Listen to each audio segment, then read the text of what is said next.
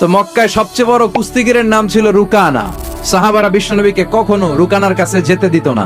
তো বিশ্বনবী একদিন ফজরের সালাত শেষে লুকিয়ে লুকিয়ে রুকানার কাছে চলে গেল, যে বলল, রুকানা আসলিম তাসলাম, ইসলাম মানো শান্তিতে থাকবা, দুনিয়ায়ও থাকবা আখিরাতেও থাকবা। রুকানা বলে, না আব্দুল্লাহর বেটা মোহাম্মদ, আমি তো কালিমা পড়বো না, যদি বক্সিং খেলে আমারে হারায় দিতে পারো তাইলে কালিমা পড়ুক। বিশ্বনবী রাজি হলেন। অবশেষে ভাবলেন, আমি বক্সিং খেললে একজন যদি জাহান্নাম থেকে জান্নাতি হয়, বক্সিং খেললে সমস্যা কই? এবার বক্সিং খেলার পালা। রুকানা হাফ প্যান্ট পরে গায়ের মধ্যে জাইতুনের তেল মেখে এভাবে লাফাচ্ছে।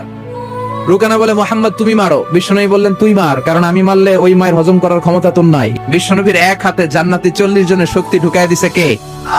বিশ্বনবী মারে নাই, কিন্তু বিশ্বনবী ওনার ডান হাত মোবারক, এই হাতটা দিয়ে বিশ্বনবী রুকানার ডান কাঁধে এভাবে টাচ করলেন। মারে নাই, খালি বলছে, রুকানা এত লাফাস কেন?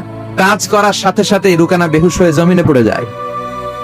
সবাই তো অবাক, ঘটনা কি? পানি ঢেলে রুকানারে হুঁশ ফিরানো হয়েছে।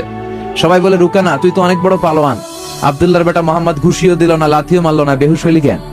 রুকানা বলে, আরে তোরা তো দেখোস নাই, তোরা দেখেছিস মোহাম্মদ হাত দিয়ে ধরেছে, আমার মনে হয়েছে বিশাল পাহাড় এসে কাঁধে চেপেছে।